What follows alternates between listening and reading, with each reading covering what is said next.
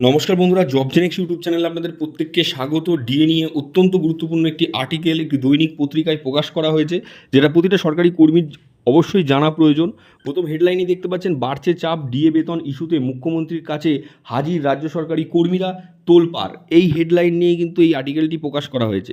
কি বলা হয়েছে আমরা বিস্তারিত দেখে নেব।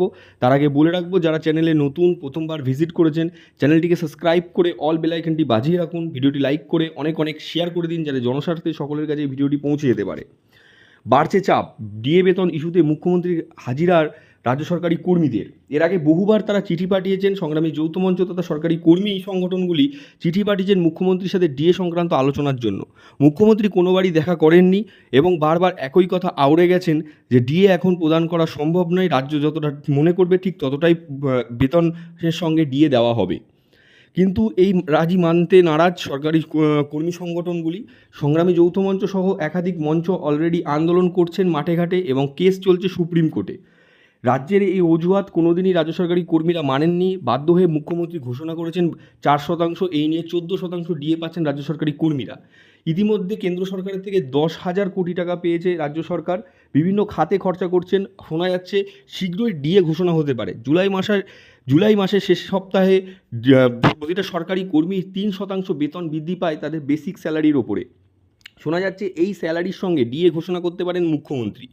বহুবার মুখ্যমন্ত্রী অর্থমন্ত্রীর সঙ্গে বৈঠক সেরেছেন। সেই বৈঠকের কী ফল উঠে এসেছে তা এখনও জানা যায়নি। সূত্র মারফত খবর, 4 থেকে 5% ডিএ ঘোষণা হতে পারে। কিন্তু সরকারি কর্মীরা তাদের এই 4-5% ডিএ বৃদ্ধিকে ভিক্ষার দান বলে মনে করছেন। কেন্দ্রীয় হারে ডিএর দাবিতে কিন্তু এই লড়াই চলছে।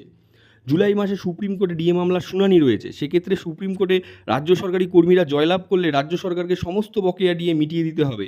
তার আগেই রাজ্য সরকারি কর্মীদের ক্ষোভকে প্রশমন করতে মুখ্যমন্ত্রীর এই সিদ্ধান্ত।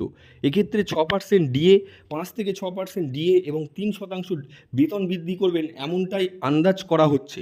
বহুবার অর্থমন্ত্রীর সঙ্গে বিভিন্ন প্রকল্প এবং ডিএ খাতে কত টাকা দেওয়া যেতে পারে তা নিয়ে নবান্নে বৈঠক সেরেছেন মুখ্যমন্ত্রী।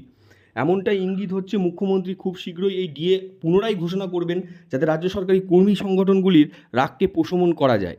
এখন দেখার মুখ্যমন্ত্রী কতটা ডিএ ঘোষণা করেন। কানাঘুষো শোনা যাচ্ছে নবান্নের সরকারি কর্মীরাও কিন্তু এই আন্দোলন চালাচ্ছেন। বিভিন্ন ক্ষেত্রে তারা কিন্তু মুখ্যমন্ত্রীর যে নবান্নে রয়েছেন সেইখানেই তারা কিন্তু এই আন্দোলন করছেন। এখন দেখা যাক মুখ্যমন্ত্রী জুলাই মাসে কতটা ডিএ ঘোষণা করে। দেখতে পেলেন বন্ধুরা, গুরুত্বপূর্ণ একটি আপডেট ছিল, আপনাদের সাথে শেয়ার করলাম। অবশ্যই লাইক করে বন্ধুদের মাঝখানে শেয়ার করে দেবেন।